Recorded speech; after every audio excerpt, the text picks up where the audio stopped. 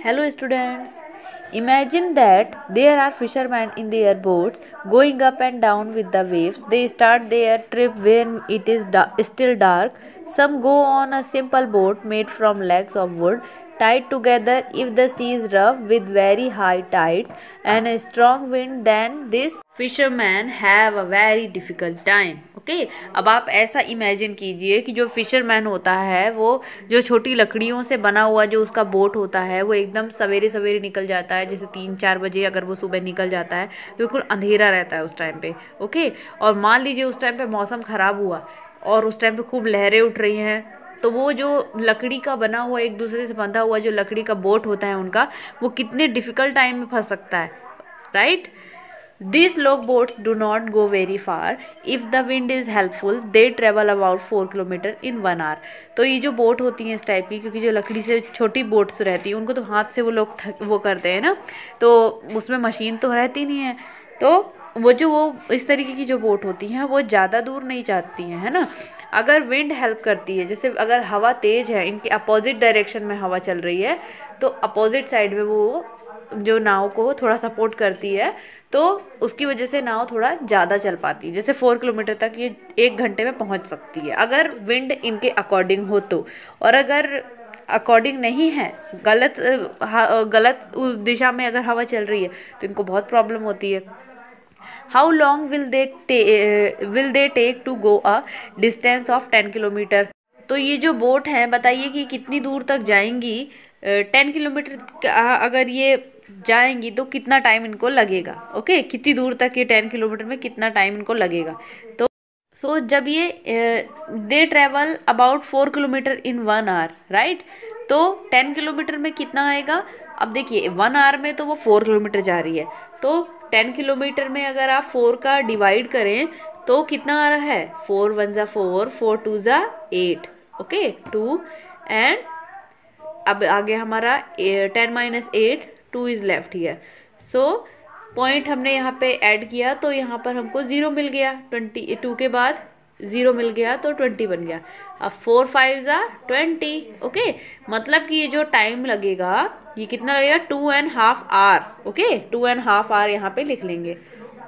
Guess how far you can go in 1 hour if you walk fast. अब आपको ये guess करना है कि अगर मान लीजिए कि आप तेज चलें तो कितना तेज आप जा सकते हैं, कितने टाइम में आप जा सकते हैं। ओके तो हमने यहाँ पे लिख लिया है कि 2 किलोमीटर तक जा सकते हैं अगर हम तेज चलें तो, राइट, क्योंकि तेज चलने की बात हो रही है इसलिए।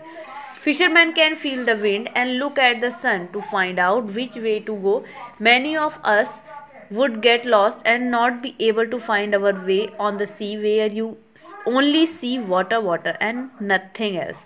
ओके तो फिशरमैन जो होता है वो फील करता है विंड और सन को देख के भी वो मौसम का थोड़ा अंदाज़ा लगाता है, क्योंकि उसका मेन जो काम है वो मौसम के थ्रू ही होता है। कि अगर मान लो तूफान आ रहा है तो उसको बहुत डिफ़िकल्ट टाइम का सामना करना पड़ता है, इसलिए वो मौसम को देखते हुए ही जब जाता है समुद्र में, उससे पहले वो मौसम सन ये सब चीज़ें देख के जाता है।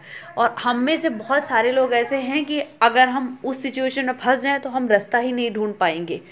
समझ रहे हैं ना, बिल्कुल रास्ता नहीं ढूंढ पाएंगे और हमको हर तरफ वाटर ही नज़र आएगा, तो हम कुछ भी नहीं कर पाएंगे उस कंडीशन में। Find out, look at the sun and find out the direction from where it rises.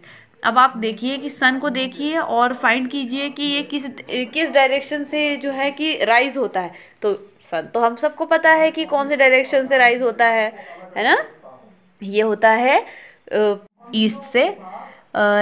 Name 2 things that are lying to your west. अब आपको 2 चीज़ें, कोई सी भी 2 चीज़ें लिखनी है जो आपके वेस्ट साइड में है, मतलब कि वेस्ट डायरेक्शन में है। ओके तो कौन कौन सी हैं। अब आप छत पे जाइए, पहले तो आप मम्मी पापा से पूछ लीजिए कि ईस्ट कौन सा है, वेस्ट कौन सा है, साउथ कौन सा है ना, नॉर्थ कौन सा है। तो आपको जब डायरेक्शन पता चलेगा आपको ये पता चल जाएगा कि आपका जो वेस्ट साइड, आपके घर का जो वेस्ट साइड है वहाँ पर आपको क्या चीज़ें दिख रही हैं। कोई पेड़ हो सकता है, किसी का हाउस हो सकता है, तो जो भी है वो आप लिख लेंगे। ओके कोई ग्राउंड हो सकता है, जो भी है वो आप लिख लेंगे। What a catch! Out on the sea, fishermen look for a place where they hope to find a good catch of fish. तो जो फिशरमैन होते हैं जब वो सी में जाते हैं तो वो ऐसी जगह देखते हैं जहाँ उनको ज़्यादा से ज़्यादा फिश मिले, क्योंकि वो उनका काम ही है फिश ज़्यादा से ज़्यादा पकड़ना। तो वो ऐसी जगह जाते हैं जहाँ उनको ज़्यादा से ज़्यादा फिश मिले। तो वो अधिकतर सेंटर में जाने की कोशिश करते हैं, थोड़ा बिल्कुल सेंटर में तो वो नहीं जा सकते, लेकिन तब भी वो ज़्यादा से ज़्यादा दूर जाने की कोशिश करते हैं क्योंकि उनको ज़्यादा फिश वहाँ मिल जाएगी। क्योंकि वो जो फिशेस होती हैं ज़्यादा नज़दीक नहीं आती हैं, किनारों पे ज़्यादा नहीं आती है वो। There are spread their nets. तो वो क्या करते हैं इसके लिए कि अपना जो उनका जो नेट होता है, मछली पकड़ने का जो जाल होता है, वो उसको वहाँ पर फैला देते हैं। They will have to wait for many hours for the fish to come in to their nets. तो वो उसके लिए बहुत घंटों तक इंतज़ार करते हैं, क्योंकि वो अपना नेट तो पूरा फैला देते हैं। अब वो एक आध घंटा वेट करते हैं कि जो मछलियाँ हैं उसमें फंस जाएं, और उसको वो 1 घंटे बाद निकाल लेते हैं। ओके, तो इस हिसाब से वो अपना काम करते हैं। Look at the different types of boat. अब आपको डिफरेंट डिफरेंट टाइप्स की जो बोट्स हैं वो देखनी है, राइट। तो ये आपका होमवर्क है आज का, इसको आप फाइंड करेंगे।